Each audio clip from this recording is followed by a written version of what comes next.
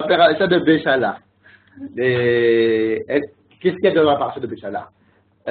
Ils sortent d'Égypte, ils sont sortis d'Égypte déjà. Alors là, ils vont rentrer en Israël, et puis alors, Dieu nous dit, on ne va pas aller en Israël. Ah bon, on va voir.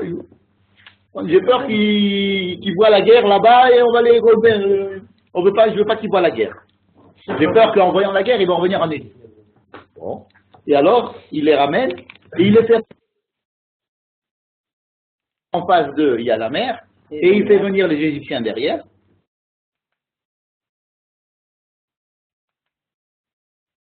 La mer,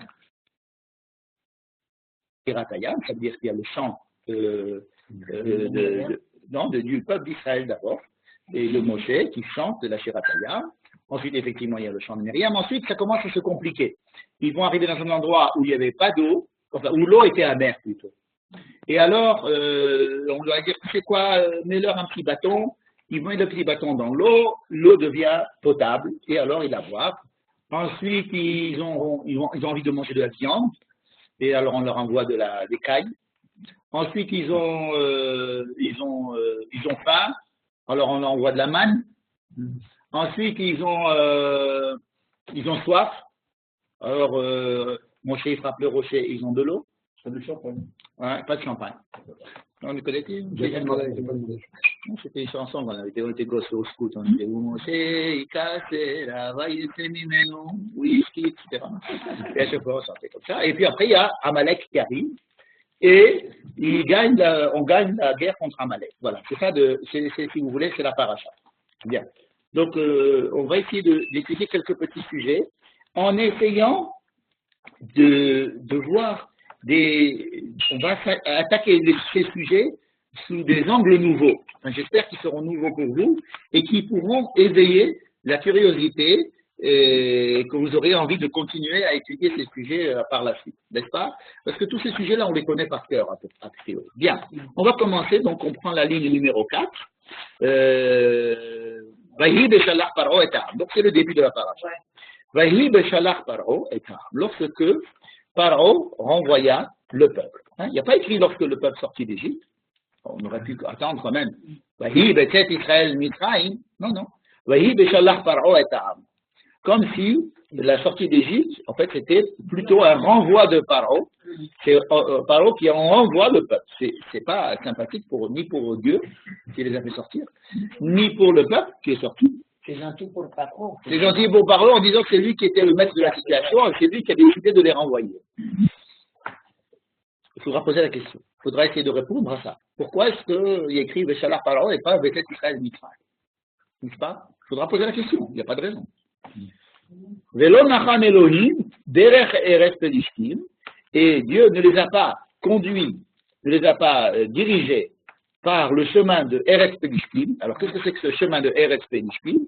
C'était un chemin qui était connu avant, c'était celui de suivre le pourtour de la côte méditerranéenne, rentrer directement dans la bande de Gaza, sur ce qui s'appelle Eretz Pelishtim, là-bas, Gaza, Ashkelon, Ashdod, tout ça, c'est la terre des Philistins. En fait, c'est la vraie Palestine. Et presque Tel Aviv aussi, c'est la Palestine. Et ensuite, presque pas. Non, on ne va pas le dire. On va pas le dire. Parce que déjà, s'ils nous prennent ça après. Alors, en tous les cas, c'était le plus court chemin pour arriver en Israël. Et c'était effectivement le but. Sortant d'Égypte, on va en Israël. Bon. Mais Dieu ne les a pas dirigés par là-bas. Qui karov vous? Parce que c'est proche. Alors, ça veut dire quoi? Puisque c'était proche. Ou alors, à cause du fait que c'était proche. Kikaro, vous. Peut-être que c'est pour ça que le Passouk aurait dit, pourquoi tu ne les as pas fait passer par là? C'est plus proche. Hein? Kikaro, vous. Non. Qui amar Elohim, parce que Dieu a dit. Et qui il a dit, je ne sais pas. Pen yinnachem ha'am bir'ota milchama. Alors, le mot yinnachem est un beau jeu de mots, parce que vous avez déjà le mot nacham, qu'on a vu, qui veut dire diriger, l'anchotam, les anchot, et là c'est yinnachem, qu'il se dirige lui-même, ou alors qu'il regrette. Il y a des deux acceptions.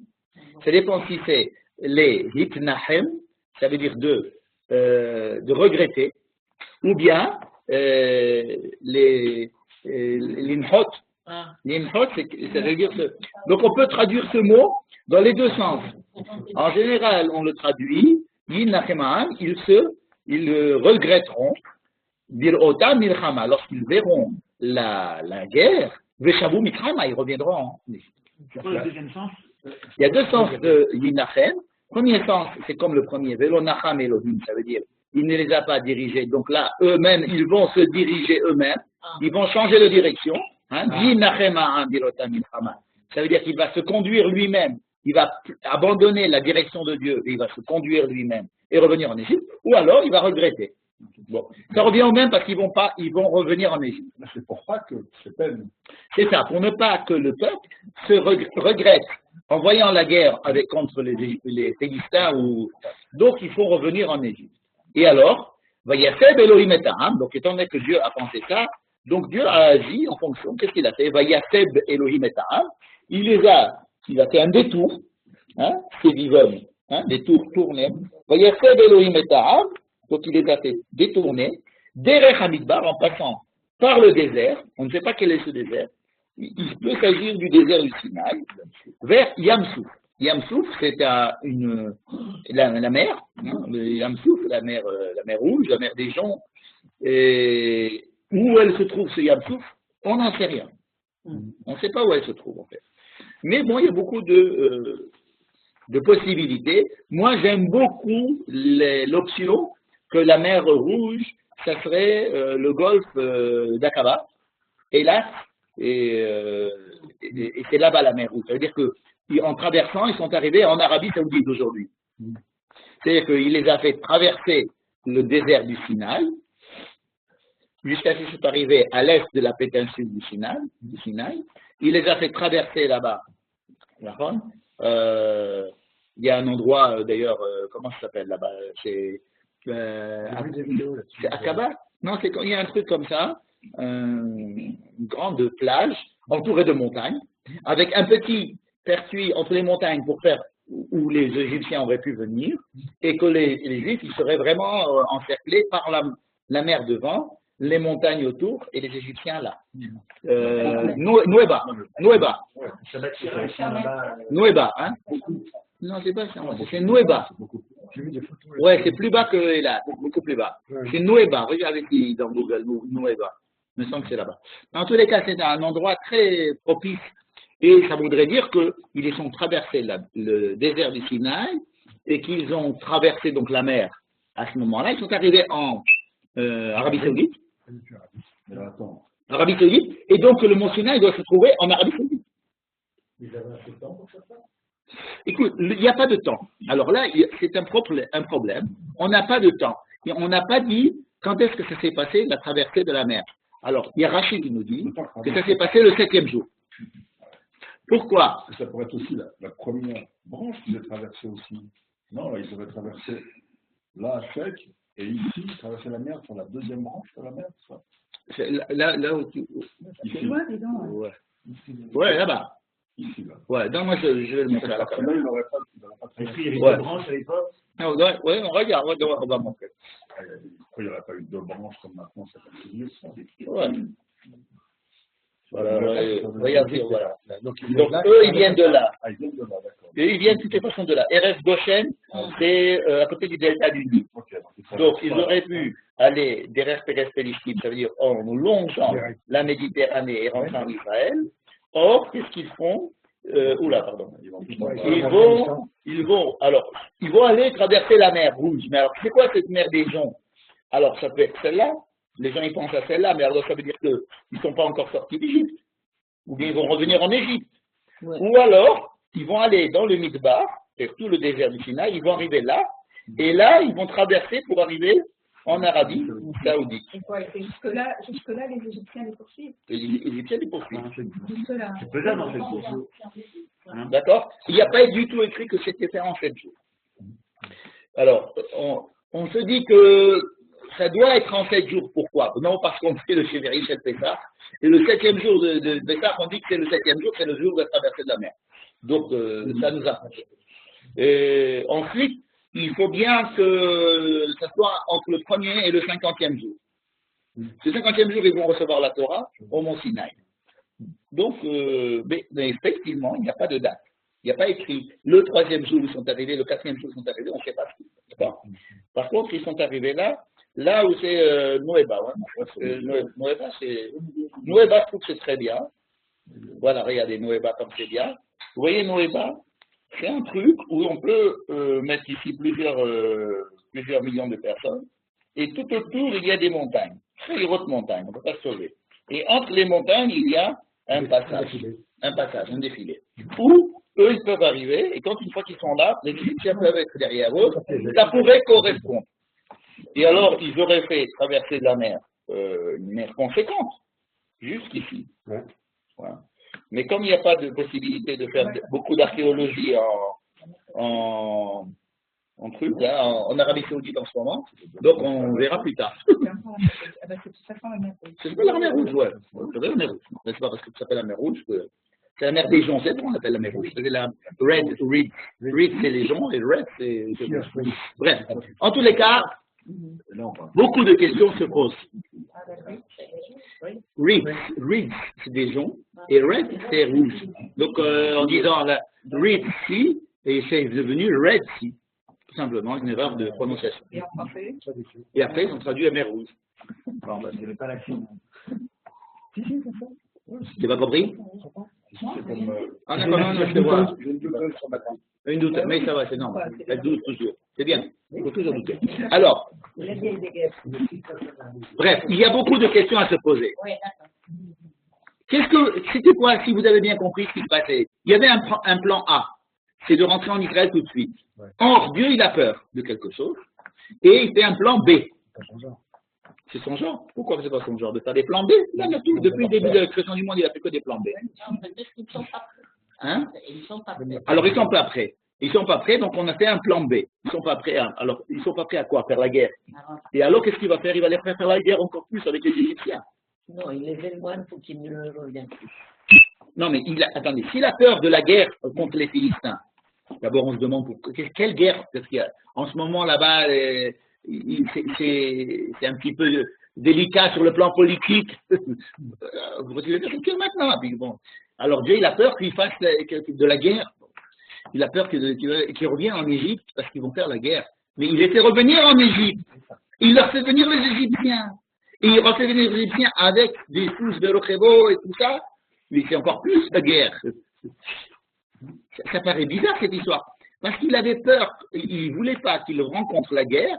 Il les a fait revenir en Égypte, enfin il leur a fait revenir l'Égypte en face d'eux, avec derrière eux, c'est-à-dire c'est lui qui a amené l'Égypte à eux, et il les a mis en état de guerre. Et alors, il leur a pas du tout demandé de faire la guerre contre les Égyptiens. Il leur a dit, vous, surtout faites pas la guerre. Atem Tacharishim. Moi, je vais vous m'occuper de tout, et il les fait traverser par la mer. Comme si il était important pour Dieu de les faire traverser par la mer. C'était quelque chose qui devait y passer.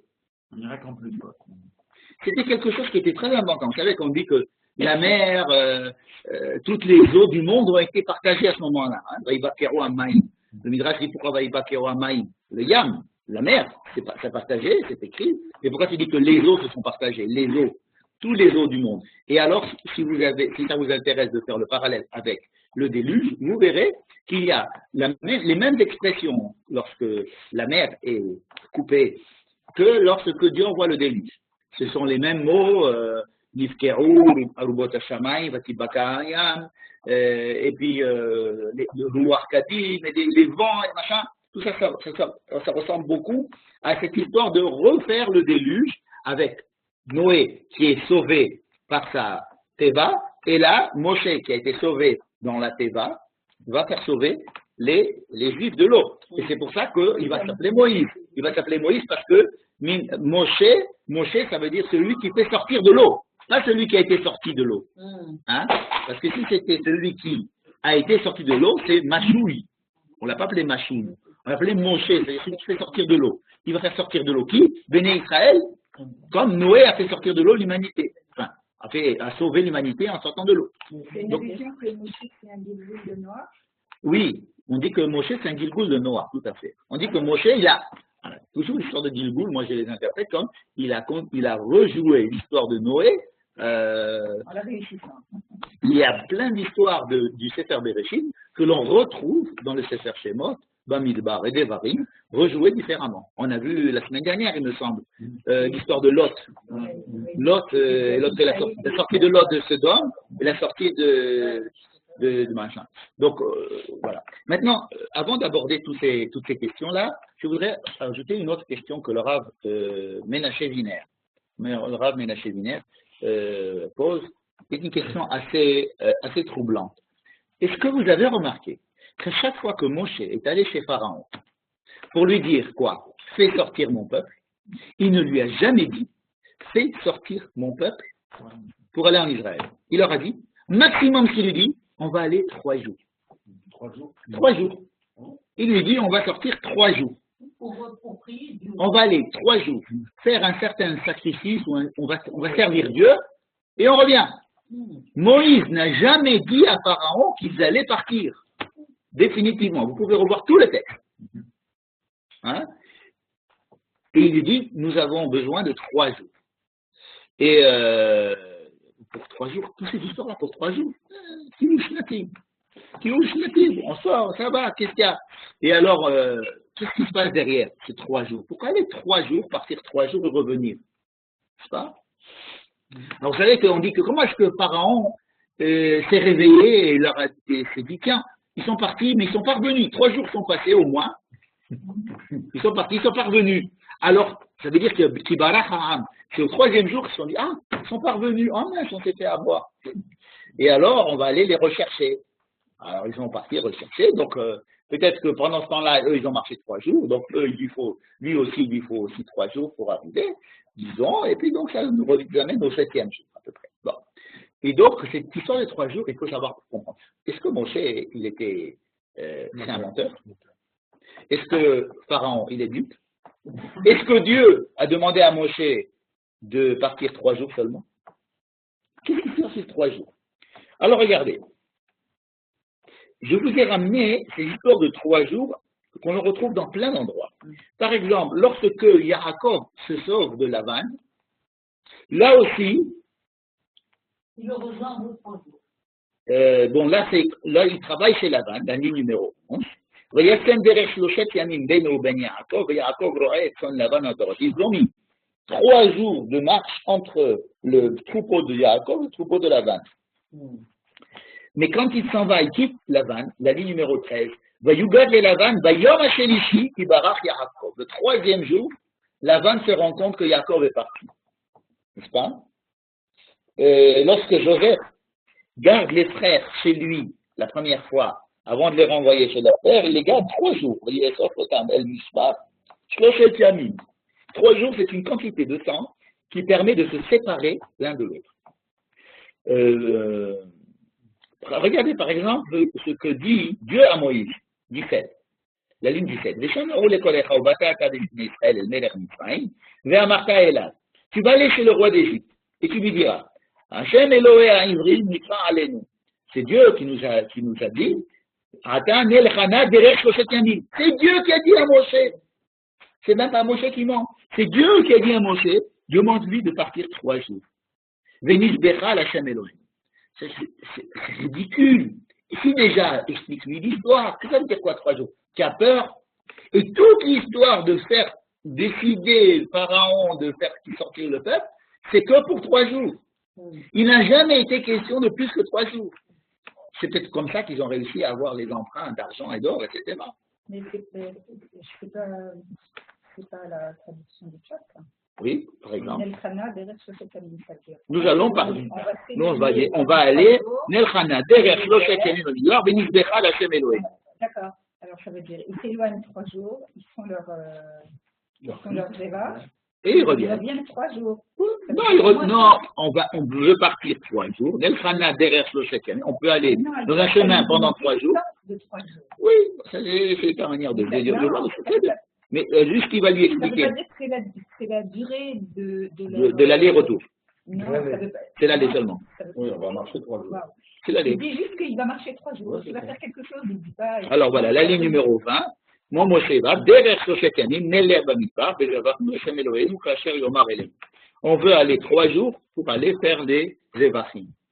3 jours, on veut aller. Et à chaque fois, je vous ai amené qu'une seule phrase, mais il y a 100 milliards de... À chaque fois que Moshe parle et que Dieu, Paro leur dit, allez. Alors, la première, vous savez quoi? Allez-y vos 3 jours. Mais ne prenez pas les femmes et les enfants. Ou bien, ne prenez pas le bétail. Oui. Et il dit, non, on veut y aller 3 jours. Tout ce qu'ils ont eu 3 jours. Mais pourquoi? Pourquoi 3 jours? Il y a alors, le Rav Medan, qui est cité par le Rav Menashe Winer, qui dit la sortie d'Égypte, elle avait besoin d'avoir d'être pris, que les béné Israël prennent la décision en libre arbitre de pouvoir sortir d'Égypte. C'est-à-dire jusqu'à présent, on a pris les Juifs, on les a fait sortir de force. Mais on attendait qu'à un moment donné, ils prennent une initiative personnelle de dire oui, on veut sortir d'Égypte. Dans la sortie d'Égypte, qu'est-ce qu'on attend de Béné Israël? De savoir, est-ce qu'ils sont prêts à sortir d'Égypte vraiment? On sait qu'ils n'étaient pas prêts à sortir, qu'il a fallu les faire sortir de Yad Razaka, il a fallu les convaincre, il a fallu faire plein de choses. Bon, on les a fait sortir, mais quand même, maintenant on va vous donner encore une fois la possibilité de, est-ce que vous voulez vraiment sortir ou pas? Le Corban Pessah, c'était pour faire une petite... C'est ça, faites le Corban. Oh, ils ont fait un petit... C'était si, on ne peut pas dire que c'était une décision complètement de libre arbitre quand lorsqu'ils ont... Faites le Corban Pessah, parce que si vous ne faites pas le Corban Pessah, qu'est-ce qui se passe? Makat Bechorot, vous allez tous mourir. Les Bechorot, ils vont mourir. C'était un ioum, c'est une menace. Si vous ne faites pas le Corban Pessah et si vous n'avez pas du sang sur vos linteaux, vous allez mourir. C'est pas la meilleure façon de demander aux gens de prendre des responsabilités et de décider. Donc, en fin de compte, qu'est-ce que c'était ces Shloshet Yamim? Pourquoi est-ce qu'il est question de Shloshet Yamim? Il est question d'aller 3 jours, effectivement, et d'avoir là-bas un service de la Avodat Hashem, d'avoir un rapport avec Dieu quelconque, et à ce moment-là, de décider si vraiment ils reviennent en Égypte ou pas. Comme si Moïse dit à Pharaon, écoute, moi, je les fais sortir à condition qu'ils veuillent sortir. Bon, je les fais sortir. Et ensuite, je leur demande, on va aller 3 jours. S'ils veulent revenir, ils reviennent. S'ils ne veulent pas revenir, ils ne reviennent pas. C'était ça le deal. Le deal, c'est de savoir si au bout de 3 jours, les Béné Israël vont décider vraiment de sortir d'Égypte. Et ça, c'est une dimension totalement nouvelle par rapport à tout ce qu'on a appris jusqu'à présent. On pensait qu'à la sortie d'Égypte, c'était la sortie d'Égypte. Non. Je les fais sortir d'Égypte, 1. Deuxièmement, je les vais mettre 3 jours, il faut qu'ils marchent 3 jours de l'Égypte. Il faut qu'ils se séparent de l'Égypte pendant 3 jours. Qu'ils aient 3 jours d'une vraie séparation avec l'Égypte. Au bout de ces 3 jours, on va leur faire un test. Si dans ce test, ils veulent revenir en Égypte, ils reviennent en Égypte, c'est fini. Sinon, bon, eh bien alors, ils auront quand même pris leur décision et on pourra compter sur ça. Et on va continuer l'histoire. C'est de ça qu'il s'agit lorsque Dieu dit à Moïse, vous viendrez sur cette montagne, ou bien vous allez venir me faire un sacrifice, ou bien un service, un avoda. Qu'est-ce que c'est que cette avoda? Une avoda où je vais vous proposer quelque chose, et vous serez libre de rester, de me dire oui ou non. Mais pour cela, je vous sors d'Égypte d'abord.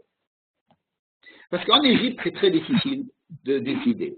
Une fois que vous serez sorti d'Égypte et que vous aurez vraiment vu que les Égyptiens sont morts et que vous n'aurez plus du tout d'attache avec, alors à ce moment-là, je vous demanderai de choisir. Vous allez me dire maintenant, quand est-ce que s'est passé cette histoire de 3 jours alors? Alors après la traversée de la mer. Exactement. Vous allez voir la ligne 22. Après la traversée de la mer. Pourquoi après la traversée de la mer? Parce que jusqu'à présent, ils ne s'étaient pas entièrement séparés de l'Égypte.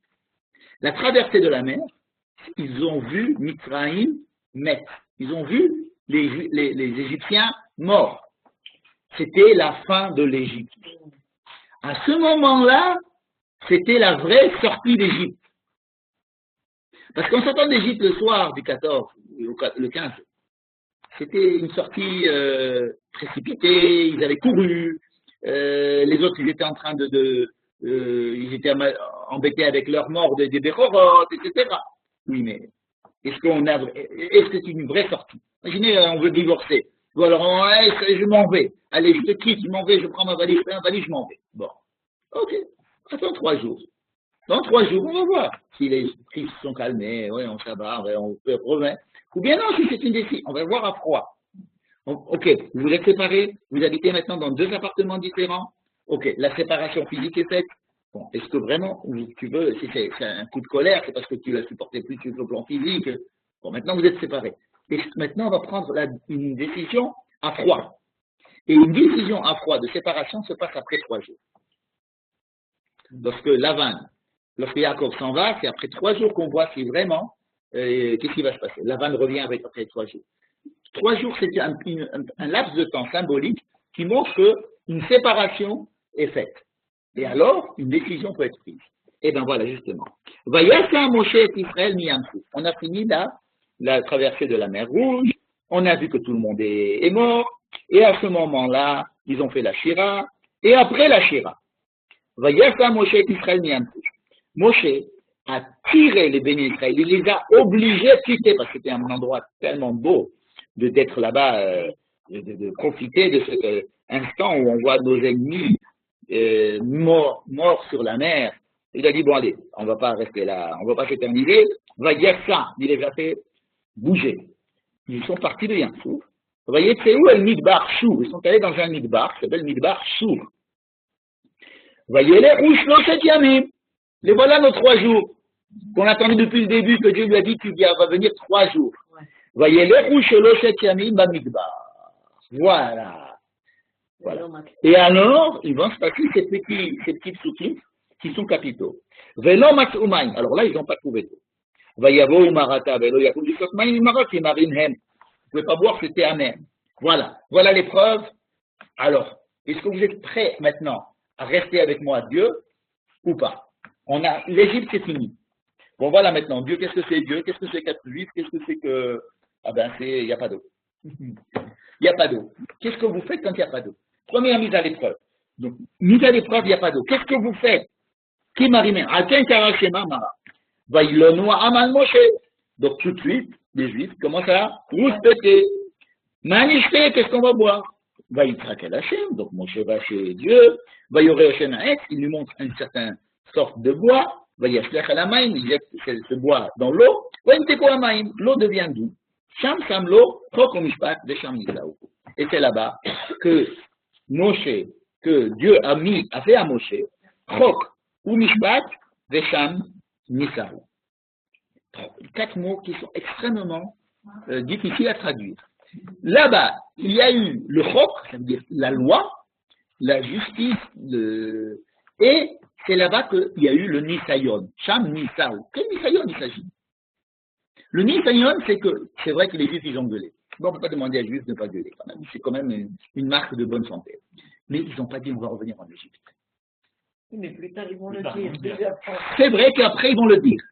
Mais ça sera déjà une autre étape. Non, ils vont avoir. Ils ne sont pas formidables, les Juifs. Ils ne sont pas sortis avec un esprit sioniste. On les a pris par l'école et on les a fait sortir un petit peu par force. On attend à ce qu'ils aient un petit peu. C'est comme quand ils disent, trouvez-moi j'attends des volontaires. Bon, d'accord avec toi. Bon, d'accord. Ben pourquoi moi, monsieur? Alors, toi aussi, bien. Volontaire, vous avez été désigné volontaire. Ça veut dire qu'à partir du moment où tu refuses pas, bon, ça y est, c'est déjà toi.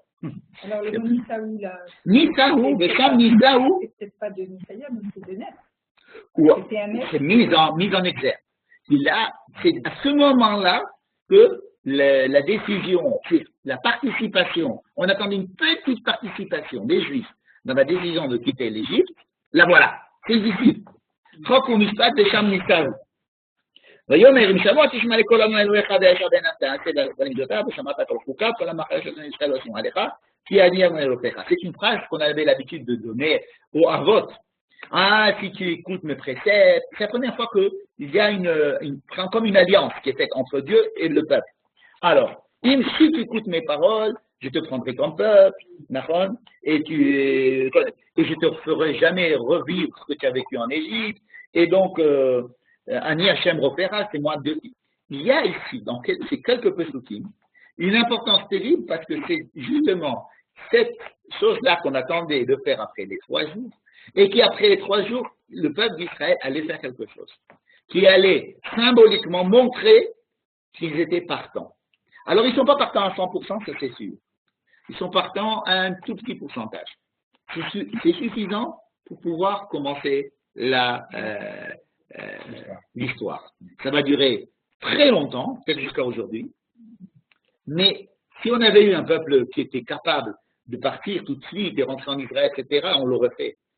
On avait les Juifs qu'on avait. Donc on n'avait pas les Juifs, tous les Juifs qu'on aurait voulu avoir. Donc on a les Juifs qu'on a, mais il faut quand même leur faire passer un petit test pour dire qu'ils symboliquement ils sont d'accord. C'est ça. Et c'est pour ça que vous savez, quand on va chanter la Shira, on va chanter la Shira à la synagogue, mais pas seulement dans la Torah. On la chante parce que tous les matins on chante la Shira. Dans la Tfila de Shachrit, on chante la Shira. Ag Yashir Moshe, c'est tous les matins qu'on le chante. Mais à la fin de la Shira, ce Shabbat, on rajoute un passage qui est Vatikar Miriam Anevia, Ot Aaron, et Dator Beyada, etc. Et on rajoute aussi ça, Vayaka Moshe et Israël Miyamtou, avant de Vatikar Miriam. Donc Vayaka Moshe et Israël, je ne sais pas si. Non, d'abord il y a Vatikar Miriam, après Vayaka. Et pourquoi on ajoute ce Vayaka Moshe et Israël? Pourquoi on ajoute cette histoire de Mara? C'est l'histoire de Mara, l'histoire de. À la Kriyat Yamsouf. On a l'impression que c'est un épisode qui est complètement détaché, et ça n'a rien à voir. Ça, c'était une jolie chose, ça, c'était un petit problème qui a été résolu. Non. Ce petit problème résolu, c'est la chose qu'on attendait, qui est 3 jours après avoir s'être débarrassé complètement de l'Égypte, de voir qu'ils ont, eux, participé en quelque chose à la sortie d'Égypte. Et ils sont d'accord de ne pas revenir. Alors, ils disent, il faudra avoir de l'eau, comment faire de l'eau, on a de l'eau, ils ont eu de l'eau à la fin, mais ils n'ont pas dit on revient en Égypte. Parce que la première des choses qu'on fait, c'est qu'il n'y a pas d'eau. Et de pas d'eau dans le désert, c'est assez embêtant. Ils ne sont pas où les bachim de sacrifice? Non, il n'y a pas de sacrifice. Pas du tout de sacrifice. Effectivement, il était prévu qu'il y ait des sacrifices, il n'y a pas de sacrifice. Il va y avoir des sacrifices au mont Sinaï. On va voir tout à l'heure. Mais pas ici. Ici, ça y est, 3 jours. Donc ces 3 jours sont passés, et c'est ça qui est. Maintenant, je vous ai amené encore d'autres histoires de 3 jours. Par exemple, le Lim Janfid, lorsqu'ils vont quitter le mont Sinaï, d'accord? Il y a aussi là-bas, ils vont partir 3 jours après le mont Sinaï pour quitter le mont Sinaï. Et le Aaron Berit Hashem Oseh Alifnehem derrière Shoshetyanim. Et il y a, non seulement, ils quittent le mont Sinaï d'une distance de 3 jours, mais le Aaron, ça veut dire là où il y avait les tables de la loi, qui leur donnait le chemin, les devançait de 3 jours. Je sais pas. Aaron Berit Hashem, il avait marqué 2 fois, par exemple. 34. Encore le 3e jour, le don de la Torah il va falloir qu'il se prépare 3 jours. 36. C'est le 3e jour que la Torah va être donnée. Je vous ai apporté aussi autre chose. Lorsque l'on se purifie pour pouvoir, quand quelqu'un est impur pendant 7 jours, le 3e jour et le 6e jour, on fait l'aspersion de la vache rousse. C'est-à-dire que 3 jours, c'est vraiment une quantité de temps qui fait que l'on abandonne un état pour rentrer dans un autre état. Je crois que c'est encore la même chose. Bref, cette histoire de 3 jours donc est intéressante parce que ça nous ramène, on nous fait répondre à la question pourquoi Moshe dit à Pharaon je veux qu'il parte 3 jours pour laisser la possibilité de revenir. Effectivement, ça veut dire qu'au bout de 3 jours, si on prend comme hypothèse que les Israël peuvent revenir, on laissera revenir et ce sera fini. Mais après ces 3 jours, après ils n'ont pas voulu revenir, c'est fini. Ils sont montés dans l'avion décollé. Ils ont la possibilité de revenir, d'annuler leur voyage tant que la passerelle n'a pas quitté l'appareil.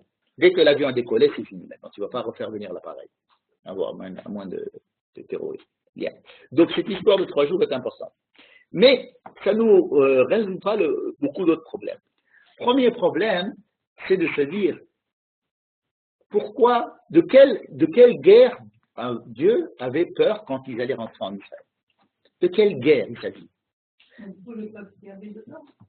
Mais il va leur faire la guerre avec l'Égypte. Et puis ils vont avoir la guerre aussi avec Amalek.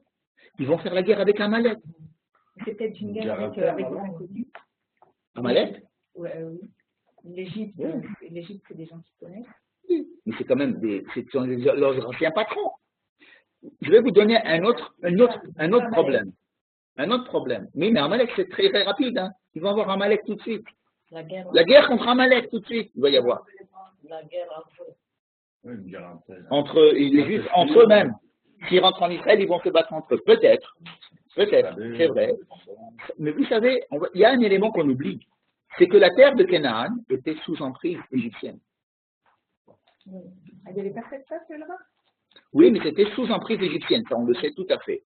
Que toute la terre de Canaan était une province égyptienne. C'était les Égyptiens, on a des textes, on a découvert en archéologie que les Égyptiens régnaient sur toute la zone.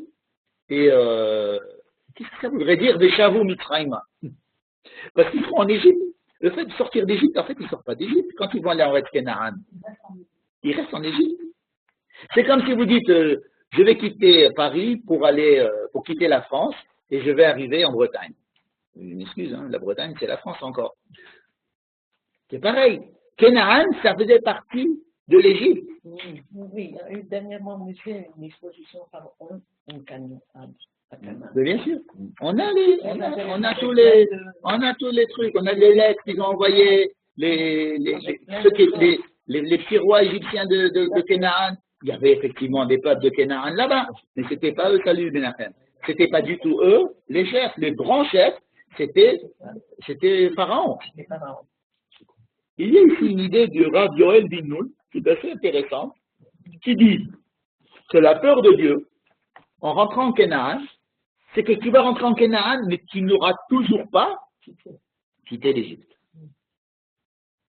Ce qu'il fallait, c'est qu'ils participent à l'extermination qu'ils voient eux-mêmes, se confrontent en tant que peuple semi-libre à une armée égyptienne, et qu'il y ait un miracle, que ce miracle fasse que d'une manière encore plus évidente qu'avec les 10 plaies, on voit l'armée égyptienne dans l'eau.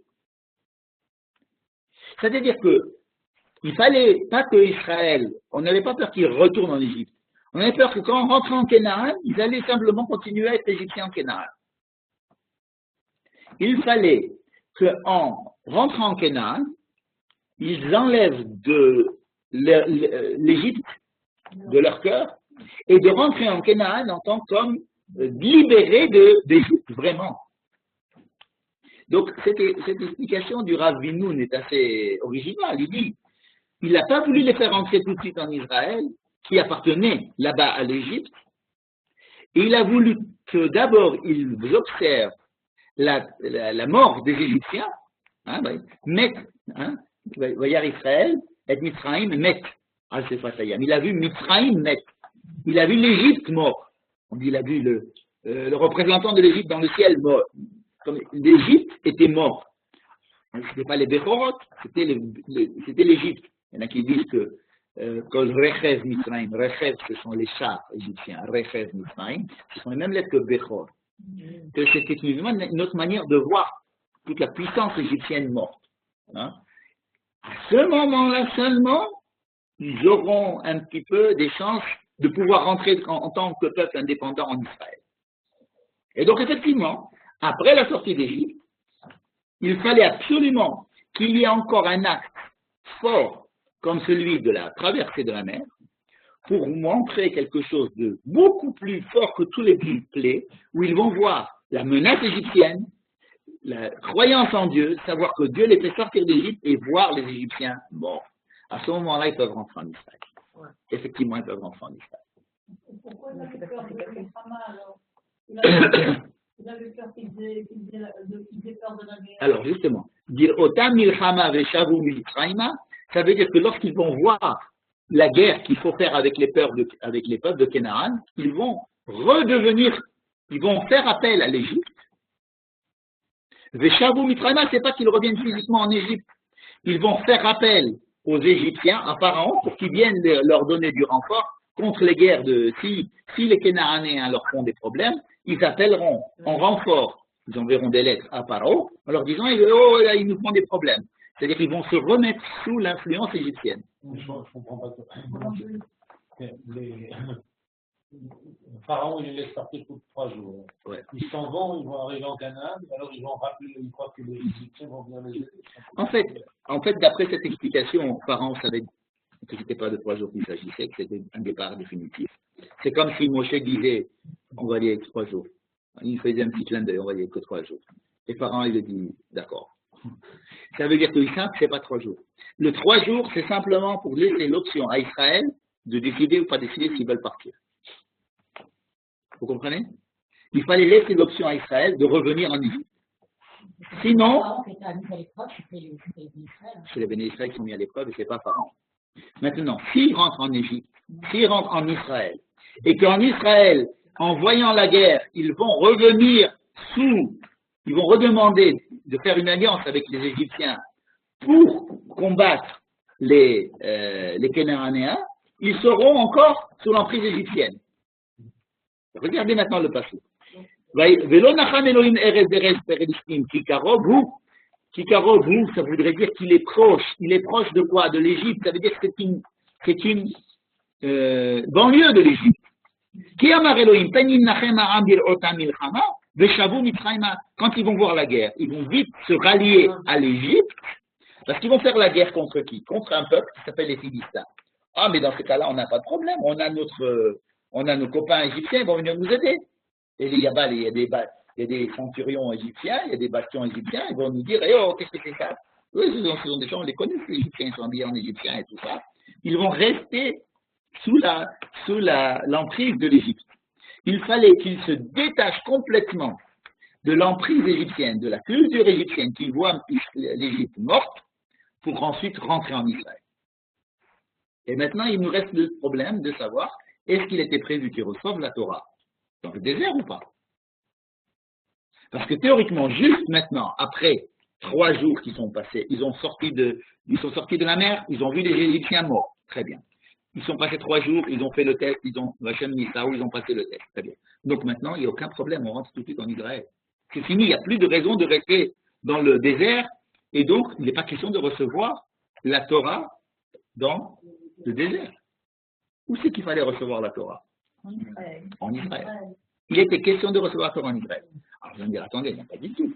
Dieu lui a dit, tu les fais sortir et tu viens sur cette montagne. De quelle montagne il s'agit? Je vous rappelle que Moïse a vu Dieu sur la montagne de Dieu. La montagne de Dieu. Hara Elohim. Et là-bas, il lui a dit, après quand vous sortez, vous venez sur cette montagne. Je vous invite à venir sur cette montagne. Hara Elohim. Donc, il est question qu'ils aillent à Hara Elohim. Il y a un grand problème autour de ce mot Hara Elohim. Regardez, on va prendre... Oui, c'était le Har Sinaï.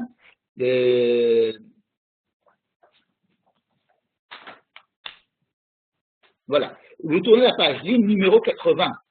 Vayomer, Kiryeimar, Bezele Charaot, qui est Anochi chez l'Articha. Il s'agit de Mahamad Asne. Moshe se trouve sur le mont Sinaï. Il habite encore chez Yitro. Et Dieu lui dit, voilà, je te donne un Shalarticha. Lorsque tu sortiras, tu feras sortir le peuple d'Égypte. Ta'avdoun et Elohim al hahar hazeh. Vous viendrez sur cette montagne. C'est là. Il n'y a pas de doute. C'est cette montagne. Hahar hazeh. Donc elle était de l'autre côté de la... Donc, le Har hazeh, c'est le Sinaï. C'est pas du tout en Israël. C'est dans le Sinaï. C'est pas en Israël. N'est-ce pas? Est-ce que vous êtes bien sûr? On n'est pas sûr. Qu'est-ce que c'est que ce Har hazeh? Regardez, il y a eu le même problème à propos d'Abraham, ligne numéro 75. Lorsque Dieu lui dit, tu vas prendre ton fils et tu vas vers aller Usham Le'ola, tu vas aller le mettre en sacrifice, Al Ahad Heharim Asher Omar Elech. Je vais sur une montagne que je vais t'indiquer. Une montagne. Ah, quelle montagne? Et alors, Abraham marche pendant combien de temps? 3 jours. 3 jours. Ils marchent 3 jours pour aller à la montagne. Il faut aller s'écarter pour aller à la montagne. Alors, Vayom Hashilishi, Vayar Makom Erachok, Vayagou El Makom, Vaikra Abraham Shema Makom Ahu, Hashem Yir'e, Asher Yamer Hayom, Behar Hashem Yirae. C'est la montagne de Dieu. C'est quoi cette montagne? C'est la montagne du Moria. C'est là le mont du temple. Har HaElohim. Il y a ici, si vous voulez, il y a 2 histoires en parallèle. Et ça, c'est très intéressant. Il y a 2 histoires parallèles. La montagne de Dieu, c'est le Sinaï, ou la montagne de Dieu, c'est Jérusalem. Il y a des psukim qui nous disent que Har HaElohim, c'est le Sinaï. Il y a des psukim qui vont nous dire que Har HaElohim, c'est le mont Moria. Puis il y a le Midrash qui fait le bien. Un morceau de... Oui, c'est vrai, mais ça veut dire quoi? Ça veut dire qu'il y a les 2 options. Quand vous avez un Midrash comme ça veut dire que vous avez les 2 options sont, il y a 2 options. Vous êtes prêts, vous n'êtes pas prêts. Vous êtes prêts, on va aller au Har HaElohim qui se trouve en Israël. Vous n'êtes pas prêts, on va aller dans le Har HaElohim qui est dans le désert. Est-ce qu'il y a un intérêt à donner la Torah dans le désert? Non. Ce n'est qu'un pis-aller, ce n'est qu'un moyen de substitution pour les gens qui ne peuvent pas rentrer en Israël tout de suite et qu'il faut, si vous voulez, éduquer pour pouvoir rentrer en Israël parce qu'on le Beth Genazaï, il disait la Torah était donnée pour le Erev Rav. Que s'il n'y avait eu que des Juifs, entre guillemets, pur laine, on n'aurait pas eu besoin de la Torah au Mont Sinaï. On aurait reçu la Torah en Israël. Mais étant donné qu'on était majoritairement égyptiens, donc il fallait quand même faire un petit stage, un petit ulpan, avant de rentrer en Israël, et donc on a donné la Torah sur le Har HaElohim de substitution, qui est le Har HaElohim de Horeb. Il y a plein d'explications sur le fait que la Torah a été donnée. Oui, il y a même des théories, des philosophies et des endots politiques, des positions politiques pour dire la Torah, c'est pas une Torah d'Israël, la Torah, être juif, c'est être international, la Torah est donnée dans le désert parce que c'est la Torah de tout le monde, et rentrer en Israël, c'est une option, mais on peut très bien recevoir, puisque la Torah est donnée en dehors d'Israël, donc c'est une... il y a des théories, je dirais même des religions, à l'intérieur du peuple juif qui ont été construites sur cette histoire. Mais ces 2 histoires, tout ça vient du fait de se dire, venez sur ce Har HaElohim, sur cette montagne. Il y a beaucoup de, j'ai aimé tous les psukim. Vayomer Hashem el Aaron, lech likrat Moshe l'Ipara, vayelev efgeshu behar HaElohim. Va, tu vas aller le rencontrer, il le rencontre dans la montagne de Dieu. C'est probablement dans le Midbar, donc dans le désert, donc dans la montagne de Horeb, là où il va y avoir la Torah. Hein. Regardez dans la Shira. Dans la Shira de cette semaine, dans l'Aviashir Moshe, on nous raconte Tevi'emo v'tita'emo behar nachalatecha machon leshiftecha parata Adonai mikedash Adonai konenu yadecha. Dans la Shira qu'ils ont dit juste après la traversée, on dit que Dieu va Tevi'emo v'tita'emo behar dans la montagne, dans ta montagne, dans la montagne de ton héritage. De quelle montagne il s'agit? C'est le Har HaMoria. Tevi'emo, vetita'emo behar nachalatecha. C'est quoi? Machon leshiftecha, là où tu résides. Par Mikedash Adonai, dans le Mikdash. Il n'y a pas de Mishkan, il n'y a pas de Har Sinai. Il y a une dimension qui fait fi du Har Sinai, qui fait fi du Har HaElohim qui se trouve à Horeb, et qui passe directement du Har HaElohim du temps. Il y a comme s'il y avait 2 histoires en parallèle qui s'imbriquaient. Et les 2 histoires, l'une, c'est l'histoire idéale, l'autre, c'est l'histoire telle qu'elle s'est passée, parce que ce n'était pas au point. Je répète. Il y a un programme idéal. On sort d'Égypte, pourquoi? Pour aller en Israël. Et alors, en Israël, on reçoit la Torah. Regardez par exemple la ligne numéro 89.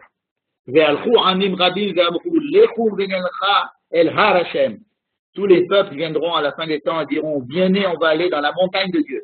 De quelle montagne il s'agit? La montagne du temps. El Bet Elohei Yaakov. Veyorenu migderachav. Et alors il nous indiquera la voie. Venelcha beorchotav. Nous ferons ces préceptes. Qui mitzion tetze Torah. Parce que c'est de cette Sion, de cette montagne de Sion, que va sortir la Torah. Attends, mais elle n'est pas sortie du Ochel déjà? La Torah, elle n'a pas été donnée au Mont Sinaï. C'est quoi cette Torah qui doit sortir du Rara Hashem? Il y a une Torah qui a été donnée au Mont Sinaï, alors qu'il y aura une Torah qui aurait dû sortir de Jérusalem.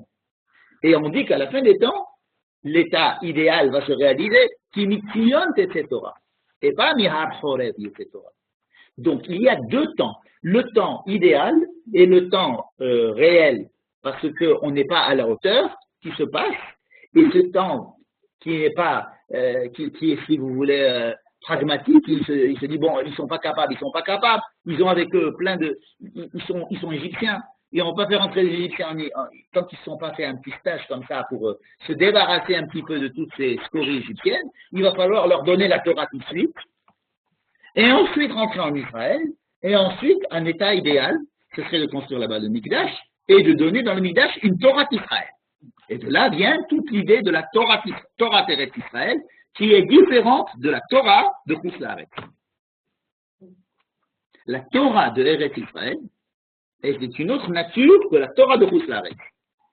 C'est sûr que de la Torah qui a été donnée au Mont Sinaï, c'est un petit balai, je dirais pas un ersatz, parce qu'un ersatz c'est meilleur.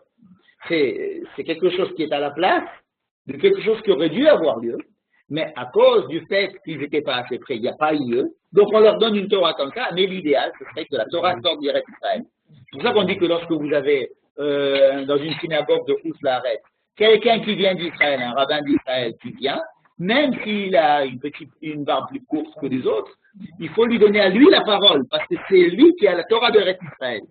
Et il faut respecter la Torah d'Eretz Israël beaucoup plus que la Torah de Chutz-Laaretz, dans tous les cas. N'est-ce pas? Il y a donc déjà dans cette histoire de Béchalach, lorsque dit, je vais les faire rentrer, non, j'ai pas envie de les faire rentrer, merci. Je vais les faire rentrer tout de suite, pas encore. D'abord, je dois leur faire passer l'histoire des 3 jours après la sortie d'Égypte. Donc, la sortie d'Égypte, il faut qu'elle soit bien chorégraphiée, assurée, que ce soit bien sûr que les Égyptiens, ils sont morts, on voit les Égyptiens morts, que eux, ils ont été choisis en tant que peuple, que ce soit quelque chose d'évident, que tout le monde voit de façon évidente qu'il y a Dieu, les Juifs, les Égyptiens, que ce soit évident. Après, on fait 3 jours, on marche 3 jours, et après on décide. Kaviachol, un petit peu de façon libre, on va décider librement. Ils décident à peu près, ils disent pas on veut revenir, mais on veut boire de l'eau un peu, mettez-nous un filtre. On leur met un filtre, et ils continuent. Sham Nisahu, Foku Mishpat, Besham Nisahu, Amara, à cet endroit-là de Mara, on va leur donner la mitzvah du Shabbat, on va leur donner la mitzvah de Paradouma, on va leur donner plein de choses, des fondements même du judaïsme, avant d'arriver au Har Sinaï. À Mara déjà, ils ont déjà le Shabbat, ils ont déjà plein de choses. On leur donne des lois. Alors pourquoi ne pas attendre le Har Sinaï? Parce que c'est fini. Maintenant on a le peuple d'Égypte, il est sorti d'Égypte, on peut rentrer. Et à ce moment-là, on se dit, est-ce qu'ils sont capables maintenant de rentrer ou pas? Et alors là, on va voir qu'ils ne sont pas capables de rentrer tout de suite. Et alors, on va faire un delay et on va donner la Torah dans le Har Sinaï et ils vont rester 40 ans à cause des Meragélim et ils vont rester aussi à cause du Vaudor.